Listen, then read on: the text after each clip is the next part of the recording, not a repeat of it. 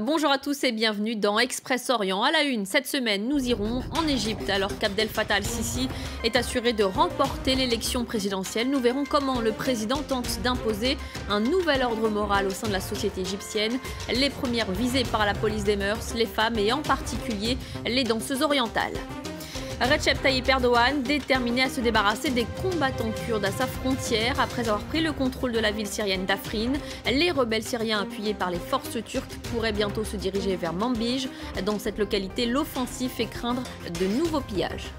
Et enfin, nous nous rendrons au Liban. La crise des déchets est un problème récurrent là-bas. Vous découvrirez les principales victimes de la pollution massive de l'environnement et vous verrez que ceux qui souhaitent faire bouger les choses rencontrent de nombreuses difficultés. Le Caire est depuis toujours la capitale de la danse orientale. Mais l'avenir des danseuses du ventre s'assombrit en raison d'une politique des mœurs de plus en plus rigoriste. Contrôle strict de leur tenue, de leur déhanché. De nombreux artistes sont accusés d'incitation à la débauche et sont même parfois jetés en prison. Franck Genozo lève le voile sur ces danseuses orientales au cœur de la nuit égyptienne. Regardez. Sur les rives du Nil, elles font depuis plusieurs siècles la réputation des nuits du Caire. Les danseuses orientales font partie de l'identité de la ville.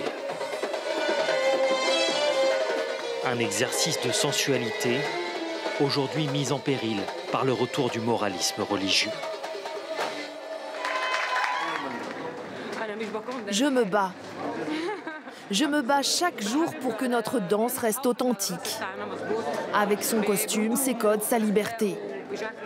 Certains essaient de nous l'enlever, mais tant qu'il y aura des danseuses pour se battre, on la perpétuera. Voilà notre superstar. Car en quelques années, le nombre de danseuses du ventre au Caire est passé de plusieurs milliers à quelques dizaines seulement. La censure nous impose des règles de décence pour les costumes, mais personne ne les respecte, car elles ne nous conviennent pas. Mais en Égypte, ces derniers temps, les censeurs sont de plus en plus attentifs. Il y a quelques semaines, cette danseuse a été arrêtée. La justice a estimé son déhanché trop provoquant, sa robe trop échancrée. De nationalité russe, elle devra répondre d'incitation à la débauche. Et les danseuses ne sont plus les seules à être ciblées. Cette chanteuse a récemment été condamnée à 2 ans de prison pour ses postures jugées trop suggestives. Dans les rues du Caire, les tenues audacieuses se font plus rares. Les jeans déchirés ont même été interdits dans certaines universités. Et les avocats du puritanisme multiplient les dérapages sur les plateaux de télévision. Cela vous satisfait de voir une fille marcher à moitié nue dans la rue? Quand une fille porte un jean déchiré, c'est un devoir patriotique de la harceler et un devoir national de la violer. Tollé général sur le plateau. L'homme est depuis poursuivi pour ses propos. Mais cet appel au viol en direct à la télévision illustre le retour au premier plan des extrémistes religieux dans la société égyptienne. Selon ce défenseur des libertés, le président Sisi a besoin d'eux pour asseoir son pouvoir. Il y a 5 ans, Sisi a chassé les islamistes du pouvoir. Et les conservateurs de ce pays ont craint qu'il ne soit pas aussi respectueux des principes religieux que le précédent gouvernement.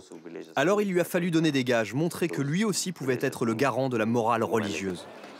La stabilité et la sécurité au détriment de la liberté, c'est le principe qui régit toute l'action du président Sisi. Au-delà du cas des danseuses orientales, c'est toute la société égyptienne qui voit grandir l'influence des salafistes soutenus par le régime d'Abdel Fattah al-Sisi. Pour mieux comprendre ce nouvel ordre moral instauré en Égypte, on retrouve Leslie Pickmal depuis Bruxelles. Bonjour, vous êtes spécialiste des droits de l'homme, en particulier concernant l'Égypte au Cairo Institute. Alors, après la destitution de Mohamed Morsi et l'interdiction des frères musulmans, on pensait que le puritanisme religieux serait en recul en Égypte. Or, c'est tout le contraire. Pourquoi Abdel Fattah al-Sisi se pose-t-il en garant de la morale ? C'est vrai. Alors, Abdel Fattah al-Sisi étant évidemment un produit de l'institution militaire égyptienne, il en reflète le conservatisme social, religieux, mais c'est aussi se poser en autorité morale, hein, comme vous l'avez dit. C'est une bonne analyse. Pourquoi Abdel Fattah al-Sisi a noué des liens avec les salafistes ? C'est que c'est une manière de diviser le champ islamiste dans son sens le plus large, hein, politique, social, religieux, donc en s'opposant aux frères musulmans, mais avec une alliance tactique par moment, effectivement avec des mouvements salafistes donc moins actifs ou inactifs en politique. Le gouvernement pourrait penser qu'effectivement les citoyens égyptiens cherchent des repères rassurants, notamment de ce genre-là. Leslie Pickmal, les militants des droits de l'homme sont réduits au silence, les opposants politiques sont intimidés, les homosexuels sont chassés. Face à une telle dégradation de la société, qu'attendez-vous de la communauté internationale et en particulier de l'Union européenne ? Eh bien, il faudrait vraiment, à notre sens, que les politiques des États membres et de l'Union européenne envers l'Égypte soient clarifiées. Et en particulier, ces 4 dernières années, voire plus, leur approche dans leur rapport avec l'Égypte ont été basées en partie sur l'hypothèse que l'Égypte était en transition démocratique. Donc aujourd'hui, l'élection qui est en cours montre que ce n'est véritablement pas le cas. Et en même temps, on a 4 bonnes années de politique très très répressive qui n'ont fait qu'aggraver l'instabilité du pays. Donc il est urgent que les citoyens aient des moyens de s'exprimer pour faire rendre des comptes à leurs dirigeants suite à ces graves violations. Et notamment par des possibilités normales de mobilisation sociale et politique dans l'espace public, comme ils s'y attendaient à partir de 2011. Merci Leslie Pickmal d'avoir répondu aux questions de France 24. Merci. Recep Tayyip Erdogan en a fait la promesse. Le président turc s'engage à poursuivre les opérations militaires le long de la frontière syrienne pour chasser les combattants kurdes des YPG. Après Afrin, les regards se tournent désormais vers les autres villes frontalières comme Tal Rifat, mais aussi Manbij, comme nous l'explique Adélaïde Mangin. À Manbij, ville libérée du joug des djihadistes de l'État islamique en 2016, la vie a repris son cours. Mais derrière l'animation du marché, l'inquiétude persiste. Ses habitants craignent une invasion turque, car cette ville dominée par les Kurdes pourrait bien être la prochaine cible d'Ankara.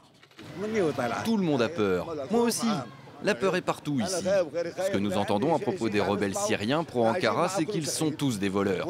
Vous avez vu, ils ont pillé et volé toute la zone d'Afrine. La situation est mauvaise. Tous les jours, il y a des menaces disant qu'ils vont venir prendre Manbij. Nous ne savons pas quand nous serons obligés de fuir. Les habitants de Manbij, meurtris par 2 années d'exaction de l'État islamique, gardent en mémoire les scènes de pillage et de désolation filmées à Afrin. L'enclave kurde est tombée aux mains des forces turques et de leurs alliés de l'armée syrienne libre le 18 mars dernier, 2 mois après le lancement de l'opération Rameau d'Olivier. L'objectif pour la Turquie, débarrasser sa frontière des YPG, qualifiés de terroristes par Ankara, et empêcher la création d'un État kurde dans cette zone. Après Afrin, les villes frontalières du nord de la Syrie sont désormais dans le viseur d'Ankara, Manbij, mais aussi Kobané, Kamishli, Tal Abyad et la prochaine cible, Tal Rifat. Dans un meeting, le président Erdogan l'a annoncé. Si Dieu le veut, nous ferons en sorte que cette opération atteigne son but en prenant le contrôle de Tal Rifat d'ici peu. À Manbij, des troupes américaines sont présentes pour soutenir les combattants kurdes engagés dans la lutte contre l'État islamique. Un assaut dans cette ville pourrait provoquer de vives tensions entre Washington et la Turquie, deux puissances de l'OTAN. La présence de soldats américains rassure la population, mais les habitants ignorent pour combien de temps les troupes américaines vont rester dans la ville. C'est un problème sans fin au Liban. La crise des déchets n'est toujours pas résolue. Depuis des années, les habitants de Beyrouth subissent les conséquences d'une mauvaise gestion des déchets. Une crise qui touche aussi plus largement les montagnes et la mer particulièrement polluée. Voyez ce reportage de Julie Dungeloff.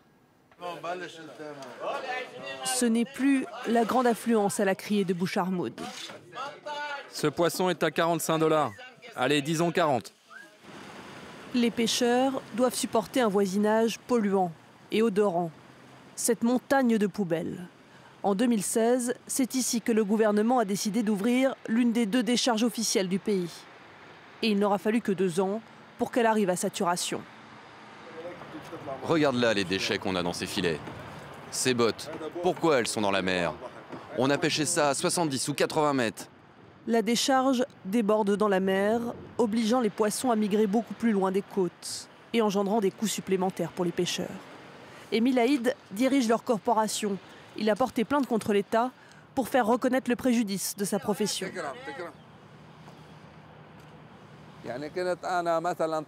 Avant, je gagnais 400, 500 $ par semaine. Maintenant, c'est 50, 60, 100 quand ça va bien. Certains pêcheurs ont même été obligés de changer de métier pour faire vivre leur famille. Le problème des déchets n'est pas nouveau au Liban. En 2015 déjà, la population manifestait pour protester contre l'accumulation de poubelles dans les rues de Beyrouth et le collectif citoyen You Stink, Vous puez, pointait du doigt la mauvaise gouvernance des autorités. Le problème n'est pas un problème de technicité, ça c'est un problème de politique. Le recyclage c'est à peine dit à 20%. L'initiative You Stink connaît c'est un problème de corruption au Liban. Ils veulent remplir leur poche d'argent et faire des contrats et donner de l'argent à leur société. Il y a encore quelques années, les camions de la municipalité de Beit Meri déchargeaient des tonnes de déchets dans ces vallées. Il aura fallu attendre un procès pour faire cesser la pratique et créer l'une des rares usines de recyclage du Liban, sous l'impulsion de cet ingénieur, amoureux de son pays. Nous professons une décentralisation totale, où c'est plus facile à travailler. On n'a pas une infrastructure maintenant où on sait que les déchets vont dans une usine comme celle-là et que rien ne sortira. Fin janvier, les plages de Beyrouth s'étaient retrouvées jonchées de détritus suite à des vents violents, faisant craindre une nouvelle crise des déchets. Pourtant, pour l'heure, le gouvernement n'a pas proposé de plan global. Il envisage d'agrandir les 2 déchetteries existantes et de créer de nouveaux incinérateurs. Et c'est la fin d'Express Orient. Merci de votre fidélité. N'oubliez pas que vous pouvez retrouver cette émission et les précédentes sur notre site internet france24.com. À bientôt.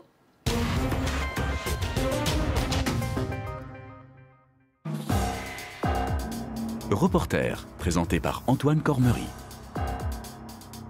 Au nord de la Syrie, des centaines de détenus djihadistes ont été jugés par les Kurdes pour leurs crimes commis au sein de l'organisation État islamique. En exclusivité, nos reporters de France 24 ont été autorisés à assister à des procès antiterroristes. Des tribunaux spéciaux aux prisons pour djihadistes enquêtent sur le système judiciaire des Kurdes de Syrie. Reporter, à voir sur France 24 et sur France24.com.